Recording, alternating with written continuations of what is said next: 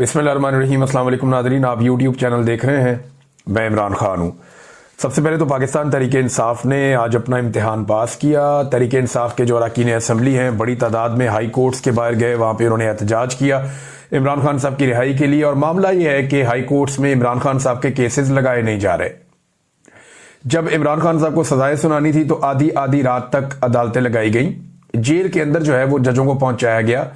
पूरा सिस्टम इसी काम पे लगा हुआ था कि जल्द अज जल्द सजा सुनाई जाए, ताकि जितनी इमरान खान को सजा सुनाएंगे उतनी लोगों में मायूसी होगी और लोग वोट नहीं डालेंगे। लेकिन फिर लोगों ने मुस्तरद किया उस सारे जुल्म को और बर्बरियत को, और लोगों ने बाकायदा निकल कर वोट डाले और 8 फरवरी को सारा नक्शा बदल दिया। अब उसके बाद से ये निज़ाम इमरान खान साहब को अंदर रखने के लिए तमाम हरबे इस्तेमाल कर रहा है। पाकिस्तान का आइन भी तब्दील कर दिया, वहां पे आईनी अदालतें भी बना दी, पाकिस्तान की पार्लियामान पे कब्जा कर लिया गया, सारे के सारे स्ट्रक्चर को और निज़ाम को तब्दील कर दिया गया, बैनुल-अक़वामी सतह पे कंप्रोमाइज़ किए गए, पाकिस्तान के अंदर मादनियात तक अपनी जो है वो गिरवी रखने का फैसला कर लिया गया। ये सारा कुछ सिर्फ इमरान खान को जेल में रखने के लिए किया जा रहा है। तो क्या इतने आराम से इमरान खान साहब को छोड़ दिया जाएगा?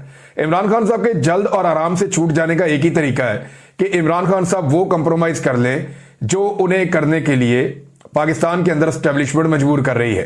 अगर वो ये कंप्रोमाइज नहीं करते तो फिर उन्हें एक अवामी तहरीक चाहिए होगी, एक ताकतवर अवामी तहरीक, जिसके नतीजे में बैनुल-अक़वामी दबाव बढ़े और इमरान खान साहब बाहर आ जाएं। लेकिन अच्छी बात यह है कि लोगों ने यह साबित किया कि वो फस्तायत के सामने झुक नहीं रहे। पाकिस्तान तहरीक इंसाफ के जो ओहदेदारान हैं या जो अरकान असम्बली हैं वो हाई कोर्ट्स के बाहर पहुंचे। स्पेशली इस्लामाबाद हाई कोर्ट और लाहौर हाई कोर्ट में आलिया हमजा साहिबा और बाकी लोग, तो केसेस लग नहीं रहे। आज केस लगना चाहिए था। इमरान खान साहब का जो वादा किया था इस्लामाबाद हाई कोर्ट के कायम मकाम चीफ जस्टिस, जिन्हें लाहौर से स्पेशली लाया गया था डोगर साहब को, इसी मकसद के लिए कि एक ऐसा जज इस्लामाबाद हाई कोर्ट में पहुंचाया जाए जो इमरान खान साहब के लिए किसी किस्म का भी जो है वो रिलीफ ना दे। और यानी एक्चुअली तो इमरान खान साहब को टैकल करना था, तो जज पहुंचाया गया और एक जूनियर जज को लाहौर से इस्लामाबाद पहुंचा के सीनियर बनाया गया और फिर उन्हें कायम मकाम चीफ जस्टिस बना दिया गया। अब वो कायम मकाम चीफ जस्टिस केस लगने ही नहीं दे रहे। वादा किया हुआ था, इस हफ्ते का फिर नहीं लगा और अब एक नया वादा कर लिया उन्होंने। और उन्होंने क्या किया, उनके दफ्तर ने एक वादा किया है। इस एहतजाज के नतीजे में इमरान खान साहब की बहनों ने और बाकी लोगों ने क्या कहा वो बाद में बताता हूं, लेकिन जो एक बड़ा इंपॉर्टेंट स्टेटमेंट है ये साकिब बशीर साहब का है। साकिब बशीर साहब कोर्ट्स को कवर करते हैं, बड़े सीनियर जर्नलिस्ट हैं, और उन्होंने एक जुमले के अंदर ना ये सारी कहानी बता दी कि एक्चुअली होने क्या जा रहा है। देखिए, गौर करें आप कि 5 तारीख दी है अब, और वो भी चीफ जस्टिस ने नहीं दी, चीफ जस्टिस के ऑफिस ने दी है, लतीफ खोसा साहब को और बैरिस्टर गौर साहब को।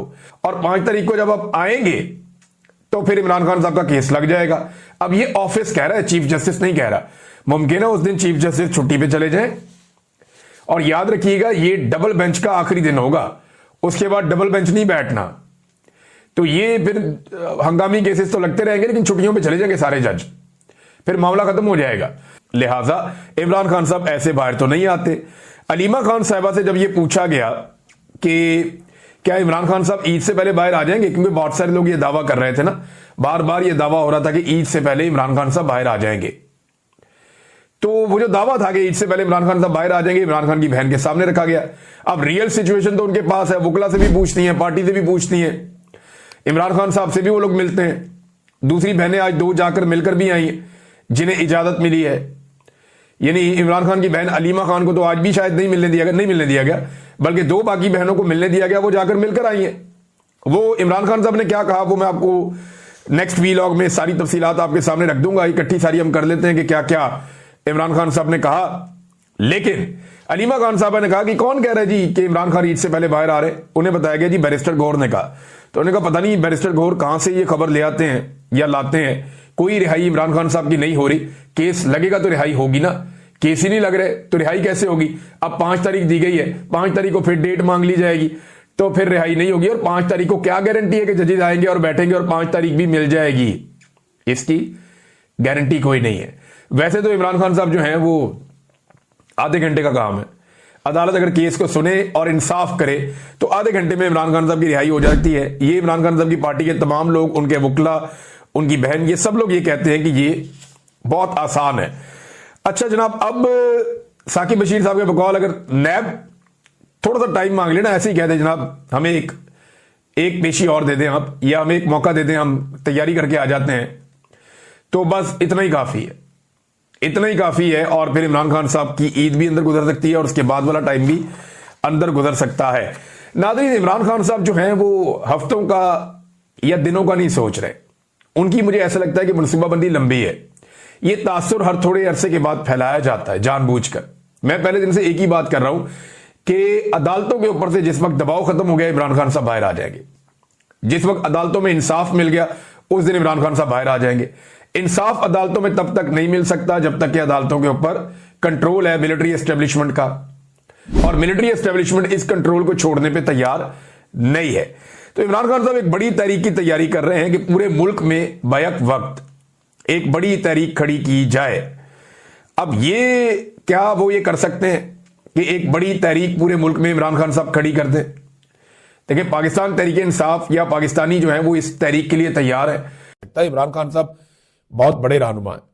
पाकिस्तान की तारीख के मकबूल तरीन सियासी रहनुमा इमरान खान साहब हैं। वो इतने मकबूल हैं कि उनके लिए दुनिया की हर चीज पर पाबंदी लगा दी जाती है। हत्ता के इतने लंबे अरसे के बाद बसंत का त्यौहार मनाने का फैसला किया हुकूमत पंजाब ने, और वो भी किसी की ख्वाहिश के ऊपर किया कि नौजवानों की तवज्जो बदले, नौजवानों की तवज्जो भटका के इधर से उधर लेकर जाए, उधर से उधर लेकर जाए, लेकिन नौजवानों की पूरी तवज्जो फिर इमरान खान पे। अब वो इतना बड़ा ब्रांड बन गया है कि इन्हें एक के बाद एक नोटिफिकेशन जारी करना पड़ता है। पहले इमरान खान साहब से मुंसलिक एक बड़ा मशहूर गाना है नकदा कोका, उसके ऊपर पाबंदी लगा दी। तो क्या एक ही गाना है वो? इमरान खान से जुड़े हुए बेशुमार गाने हैं पाकिस्तान तहरीक इंसाफ के पास, वो आपको छतों पे सुनाई देंगे, बेशुमार गाने। आजकल तो एक वो बड़ा मशहूर हो रहा है, सवाल होगा जवाब होगा, और भी बहुत सारे हैं।